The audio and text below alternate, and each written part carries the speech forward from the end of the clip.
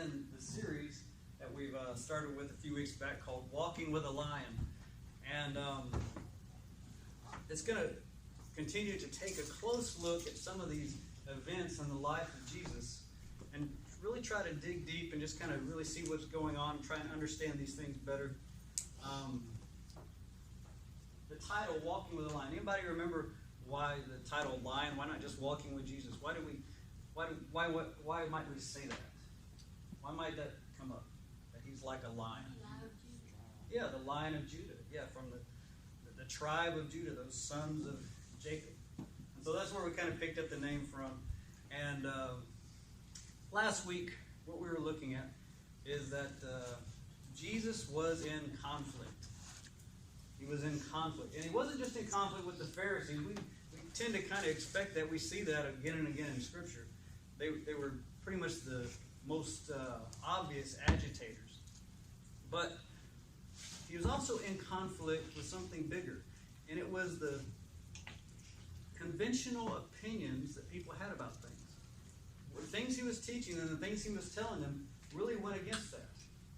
He was going against long-held traditions that they had thought, that's the way you do things and that's how it has to be done. There's no other way. That's always right. So the things he was telling was going against long-held traditions. And he was also going against very strongly held beliefs. We talked about some of the ideas about their own country and nationalism, their own patriotic kind of way, and the way they felt about that and how that was in conflict with them. Now, it all came to a head last week when we were talking about it, about one issue, and it was the observance of what? Do you remember what it was? The way they observed what? Sabbath. The Sabbath. Right. I'm going to get your notes. The observance of the Sabbath. And so the way they would observe the Sabbath, this is where it all kind of came to a head. This was the point of conflict. This was where it all kind of stemmed from. And so Jesus, when he addresses this, he doesn't go and say, well, let me tell you about the Torah and kind of go through Scripture, the law. He doesn't do that. And he doesn't say, well, this so-and-so rabbi, like a lot of them would have expected that, they would usually name rabbis as, a point of reference, like this person, he's the highly esteemed rabbi, he knows best. And so he doesn't try and address it like they might expect. He tells them a story where it's a parallel story about him and the great King David. And so that probably caught him off guard that he's drawing a parallel between himself, this carpenter from Nazareth, and the great king. But if that wasn't stunning enough, he then follows that up with and says that he's the Son of Man, which you might remember that from the Daniel prophecies. He's the Son of Man, and he is Lord of the Sabbath. That means he's the voice that Moses heard when the Ten Commandments were being given. That stops you in your tracks. That's why after this, whenever you see this story, it also appears in Matthew and Mark, there's never any comment by the people afterwards. It's like they don't have anything to say because they're flabbergasted. Their jaws have dropped. They don't know how to respond. This guy, a carpenter from Nazareth, just tells us that Moses, the great leader of their country, that Moses was hearing his voice. That put him in a point of conflict. And so with that, we have to understand, even today, we have things that are long-held traditions that we love, that we embrace. We just couldn't imagine anything different. But we have to put them under the authority of Jesus and let him decide if that's how we need to live, and that's how we need to do things, and that's how we need to see things. We have very strong opinions about things. It's conventional wisdom. People, kind of agree with us that that's just how it is. And that's how you got to look at this situation and these circumstances and these people. But we got to put it under Jesus, the Son of Man. We have these things that are very strongly held beliefs. But if we put them under under Jesus? Have we put them in conflict with Jesus? That's what we're called to do as Christians. Put it all under Him. And let Him decide. And Him direct. And Him tell us right and wrong. So that's where we were last week. This week, I want to start with a kind of a question. And you can give me your opinion on this.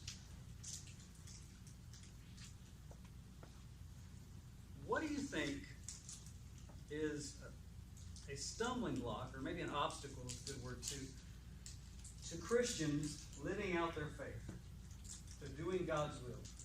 What is something a Christian will run up against that just ends up being an obstacle, that ends up being a stumbling block to living faithfully?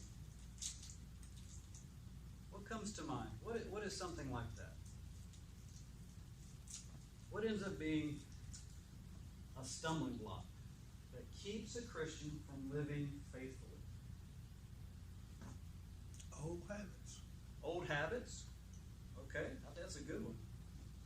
Televisions. What else? Friends. You got another one. What did you say? Friends. Friends. Okay. The flesh is weak. The flesh is weak. Somebody say amen. That's right. What else? What keeps a Christian? You don't have to think about yourself necessarily, or you can personalize it.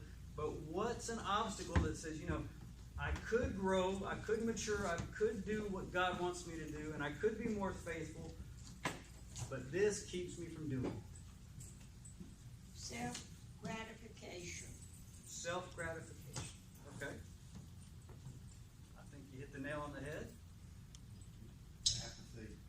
Apathy. Okay. That's a strong one. Anything else come to mind? What's an obstacle? An average Christian, whoever that might be, whoever she might be, however, what keeps them from growing?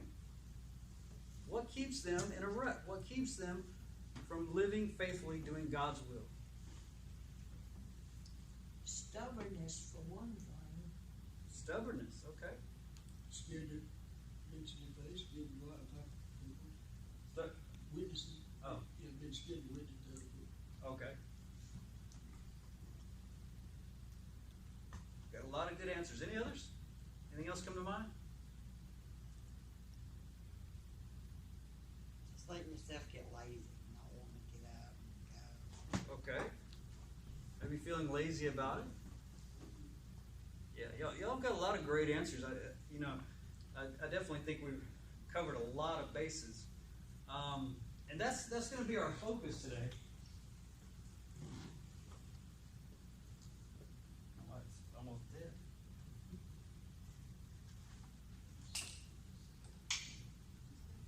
I got another.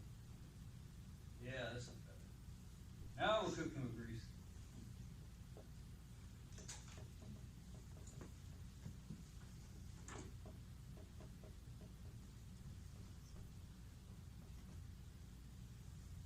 That's our focus today. Living faithfully. Living faithfully. And dealing with the obstacle, dealing with the roadblocks, dealing with the problems that keep us from living faithfully. Living faithfully. And what I'm going to focus on today that keeps us from doing that, you may recognize it. You may recognize it too well. And in fact, there's a comment somebody made one time that the favorite kind of sermon a person has is the one that goes right over their head and hits the person in back of them, because they don't want to see the target on them. But this may put the target on you, and that's okay, because I think we all share the target in a lot of ways. And so what we're going to talk about today is that thing that keeps so many Christians from growing and living faithfully. Okay? That obstacle, that roadblock that keeps Christians from living faithfully. Okay? And so where I want to go to look at this morning is in the Gospel of Mark. So if you have a Bible or use your phone or how these apps go, and I know we get a lot of options nowadays, go to the Gospel of Mark. Go to the New Testament, just keep flipping till you get to the Gospel of Mark.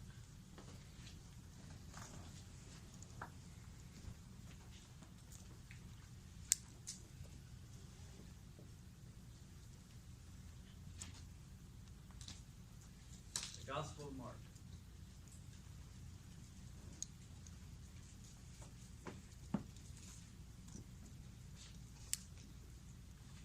Once you get to the Gospel of Mark, just probably turn just a couple pages through and go to chapter 3.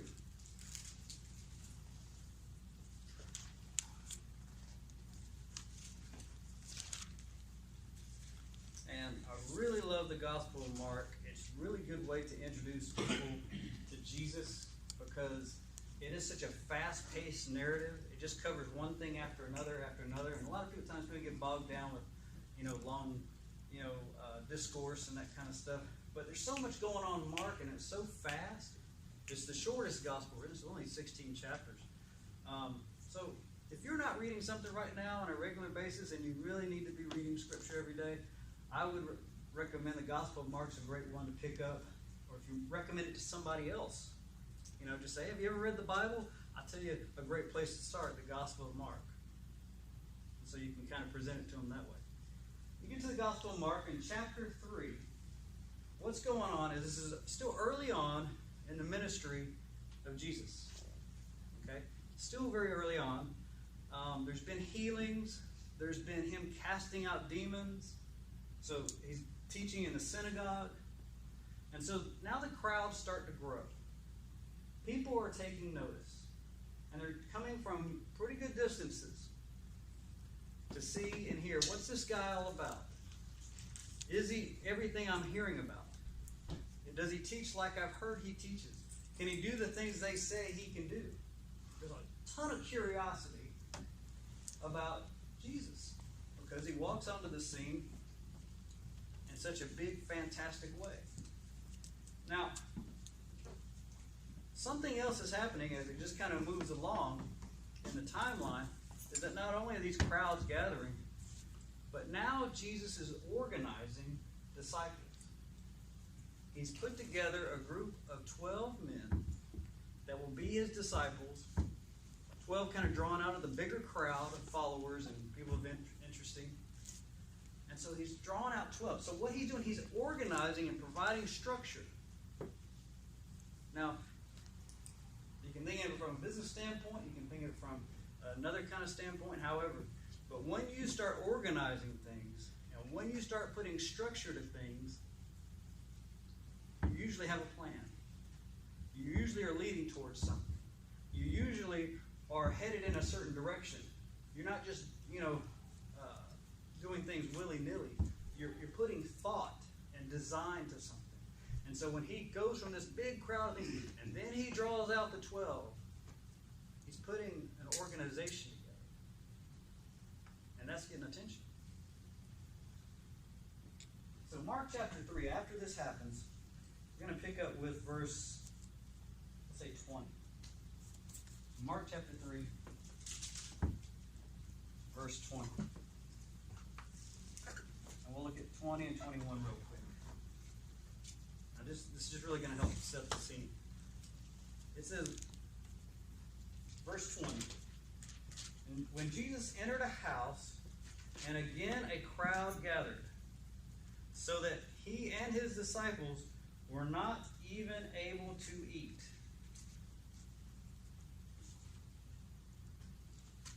The crowds are growing, and they're getting demanding.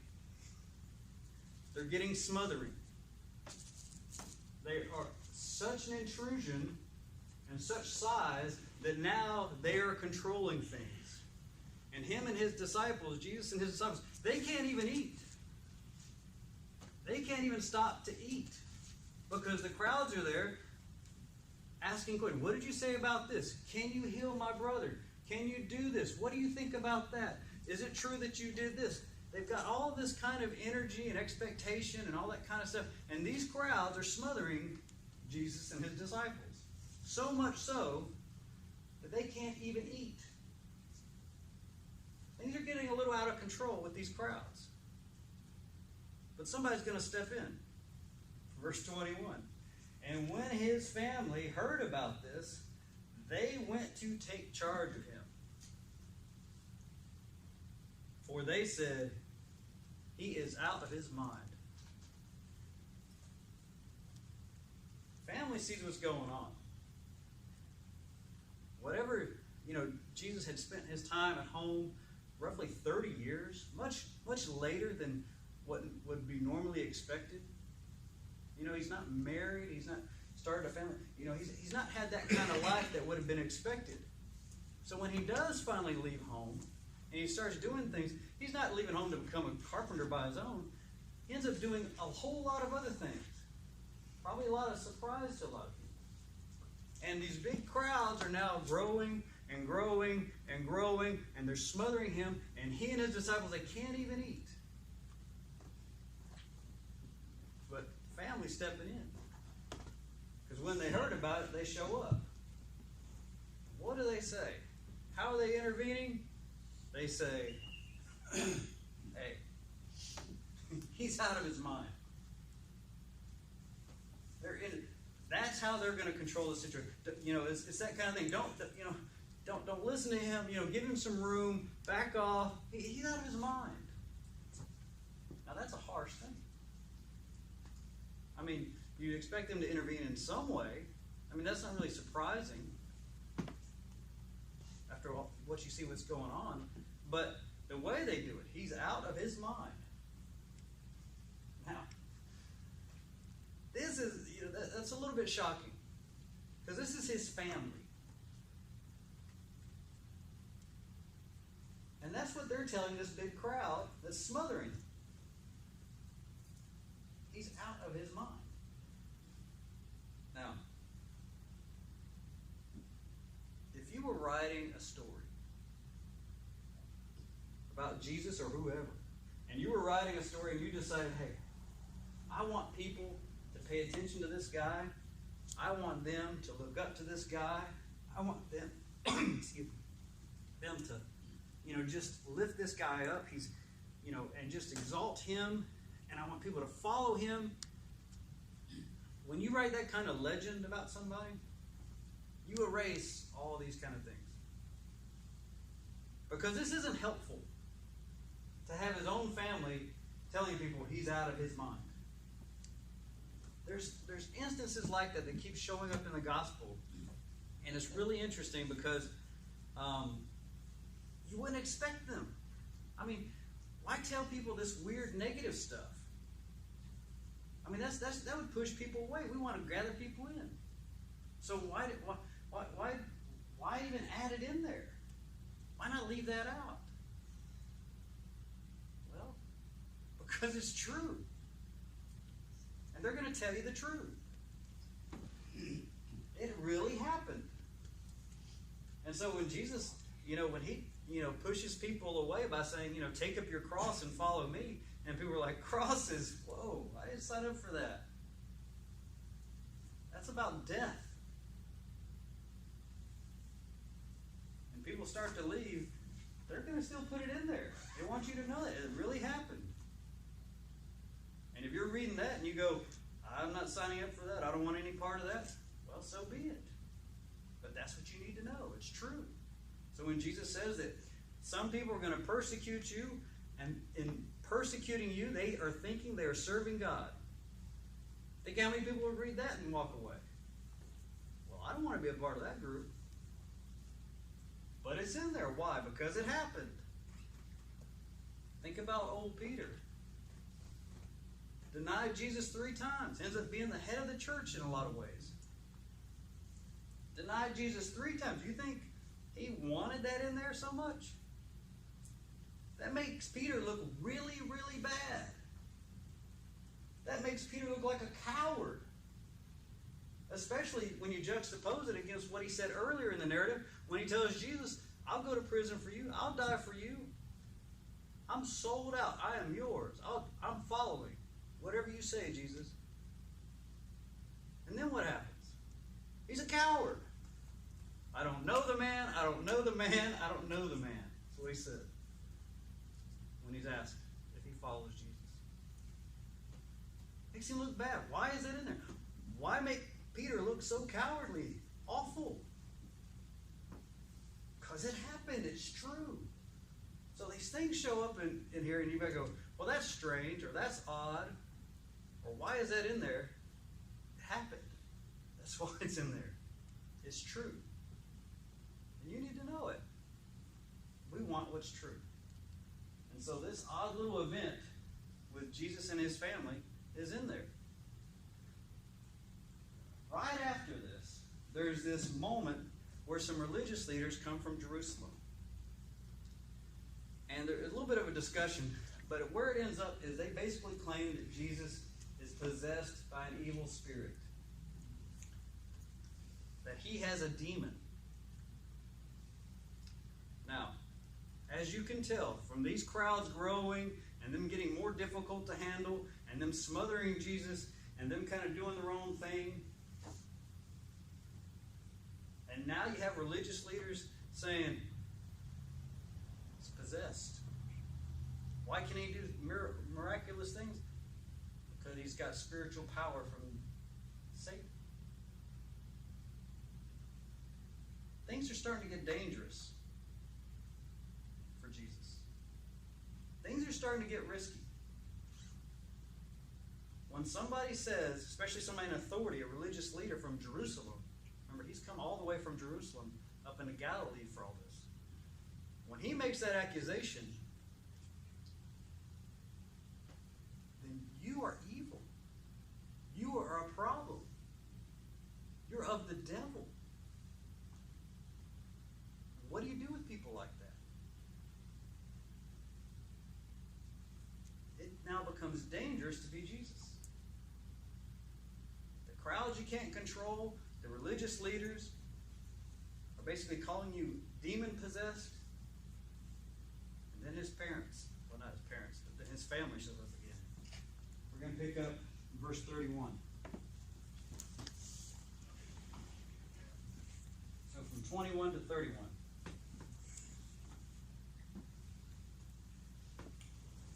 Then Jesus' mother and brothers arrived, and standing outside the home, they sent someone in to call him. So they're showing up again. Maybe they've heard about what the religious leaders had said.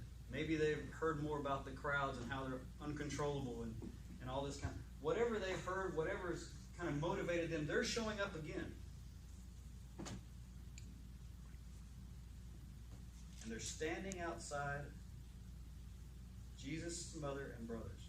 Now, this is the only time in Mark where you ever see Jesus' mother mentioned. The only time. And it doesn't look good. Verse 32. A crowd was sitting around him in the house, and then they told him, "Your mother and brothers are outside looking for you." So the mother and the brothers are outside waiting on Jesus. And where's Jesus? Well, he's inside. And you see this kind of picture of them kind of sitting in a circle with, people around him listening to him, maybe praying with him, maybe he's teaching them. There's that kind of format. But mother and brothers are outside the house. And Jesus is inside the house.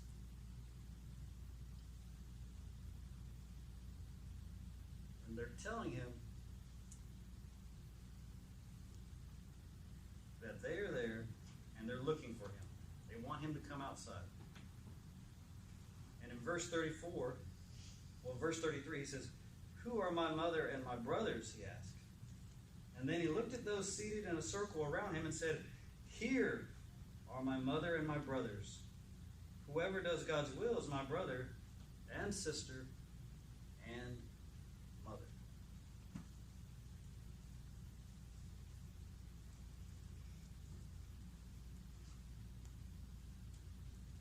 Now, get this picture. Jesus is on the inside of this house. There's people around him, probably his disciples, maybe others, and he's with them, he's praying with them, maybe he's teaching them. There's something going on like that. He's doing the Father's will. That's what he's called to do. That's his purpose, to do the Father's will. People sitting around him, listening to him, they're doing God's will. They're giving Jesus their attention. They're listening to him. They're praying with him, whatever. But they're doing God's will. So Jesus is doing the Father's will. The people are doing the Father's will. And Mother and the brothers are outside saying, stop what you're doing, leave them, and come to us. See, what Jesus is resisting is not so much his mother and brothers. What he's resisting is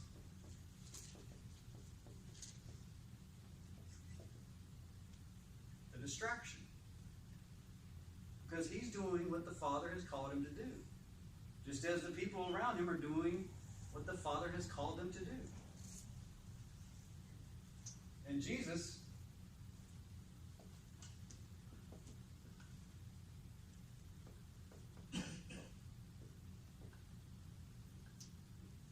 resists being pulled away. That's what he's resisting. He's resisting the distraction. And I think if we look into our lives, if we take the time to look into our lives, one of the issues that we struggle with, maybe now more than other times, but one of the issues that we struggle with as Christians is distraction, of being pulled away. Of being pulled away, of the distraction. Jim kind of hinted at it. It was along those lines. We talked about TV. That's certainly, an example of how that can happen. But it's the distractions. It's being pulled away. We have a focus.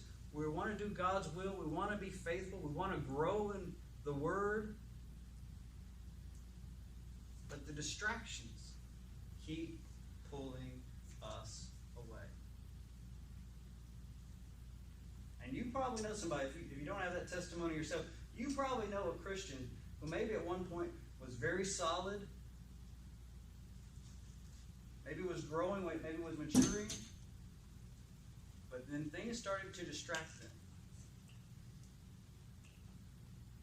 They're not the person they used to be. They're not the person they used to be because they've let themselves be pulled away. Because with distractions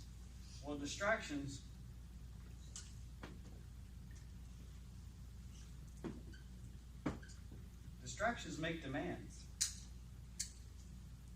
Distractions make demands on us. Distractions make... For Jesus, the distraction was mother and brothers are outside. You stop what you're doing, you leave them, and you come to us. That's the demand. That's the demand. Your distractions make demands on you. Temptations. They make demands on you. And they tell you know how you think about it, you know the conflict, you know the struggle. How do you think about it? There's no other way. I got to give into this. I got to do this. I'm going to say this when I shouldn't. I'm going to do this when I shouldn't. It makes demands on you. Tells you there's no other way. Those distractions tell you you have to do it now. You have to do it now. Distractions tell you it's urgent. Distractions tell you it's important. But if you're on track, reading Scripture daily, in prayer, serving others in faith, you're being in fellowship, listening to the Word, pointing people to Jesus, sharing your faith. That's okay. You can do that tomorrow. But you got to take care of this now. That distraction. That makes demands on you. Just put that other stuff off. You'll have time for that tomorrow. How many of y'all have like a to-do list? Whether you either write one down or maybe just kind of know it mentally or that kind of thing. You have a to-do list. When does tomorrow come?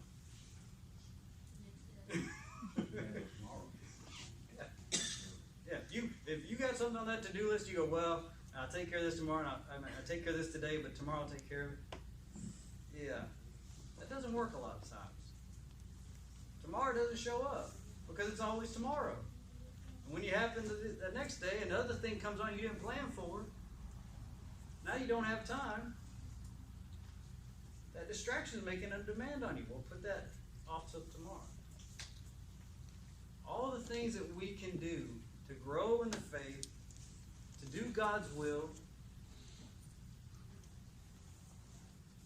get off track because of distractions. Put it off. Because it makes demands on us.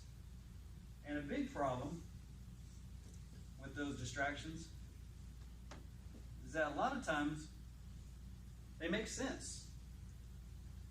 You go, what do you mean by that makes sense? Well, look with Jesus. Jesus, this distraction, this intrusion by his mother and brothers, saying, stop what you're doing, leave them, come out here to us, that kind of thing. If he would have left, now he doesn't leave, but if he would have left, if he would have told his disciples and whoever was there, he's like, family's at the door, I'll be right back. Nobody would have thought anything of that. They would have quite naturally expected it. That's family. Family's such a big central part of this society. If Jesus would have excused himself, nobody would have thought anything of it. It would have been the most natural, expected thing in that situation. Jesus, that's mom outside.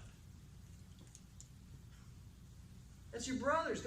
Go see what that's about. You can leave us. Nobody would have thought a thing about it. It would make sense.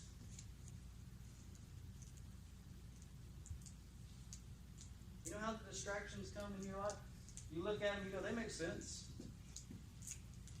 So a lot of times they're good things that become the distraction. You want a strong marriage? You want to invest in that? That's a good thing. You want to give time to that? That's a good thing. You want to be a better parent? You want to learn about that? You want to be a better father, a better mother? That's a good thing. You want to advance your career so you can, build a better life for your family and all that and put time into that? Well, that's a good thing. In school, you want to, put more attention to schoolwork and that kind of stuff, and you want to build relationships, good ones. Those are good things. They make sense. But if they cause you to neglect the things of God, then they're a distraction. All those things are good. Invest in them. But if they cause you to neglect the things of God, then there's a problem. None of those things should take priority over the things of God. The feeding of your soul.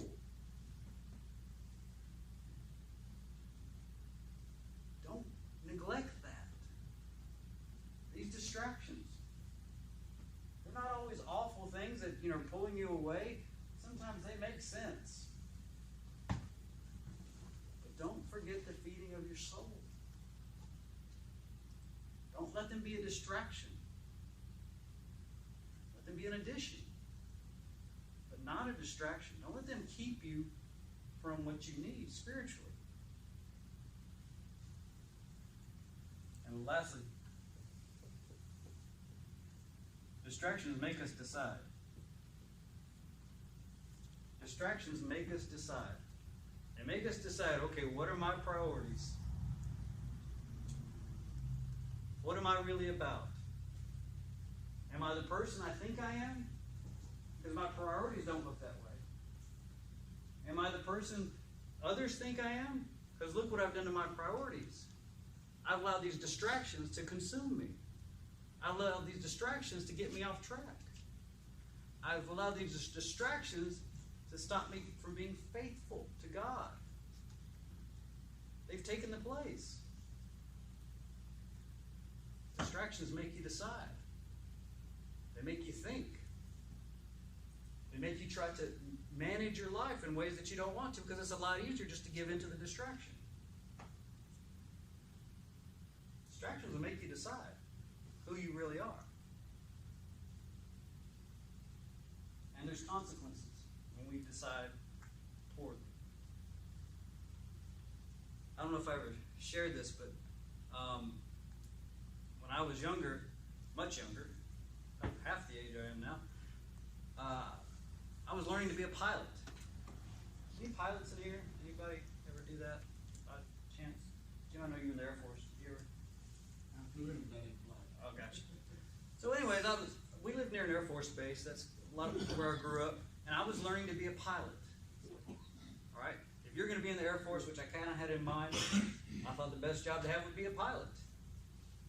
And so that's what I was investing in. Now, so you got ground school where you kind of learn the navigation and how things are done with, towers and whatnot. You got ground school, but then you have flight school where you're actually in the plane learning to fly, right?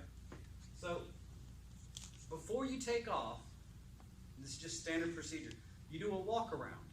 You're basically checking like 100 different things on the plane before you take off, right? I mean, you're just looking for any problem, any issue, anything that doesn't look right.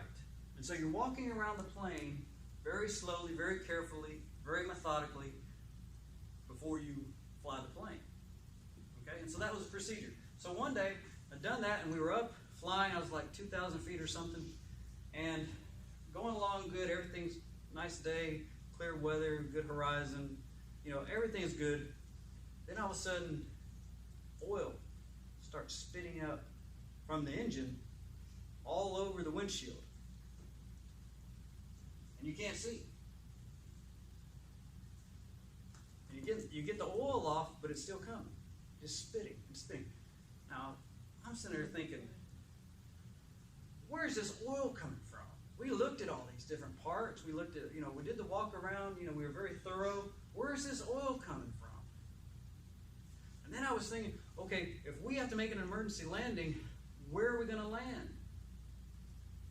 Because, you got to look for a certain kind of field, a certain kind of, level place, a certain, out trees and whatnot. You got to look for, and this happens a lot of times, maybe the interstate or a highway you have to land on, and that's a whole other thing to negotiate.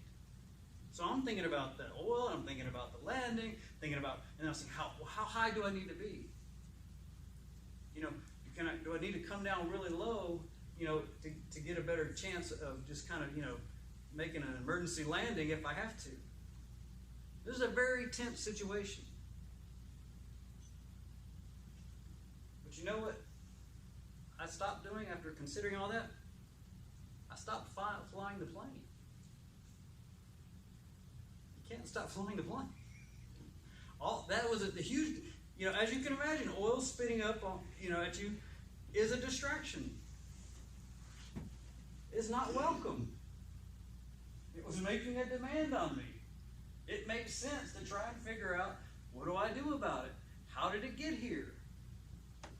It made me make a decision. I made the wrong decision. I stopped flying the plane. I was concerned about the distraction. I stopped flying the plane. In your spiritual life, your distractions will keep you from flying the plane. It will wreck your life. And there's consequences to that. There's consequences to that. So, what I want to ask you this morning as we wrap up,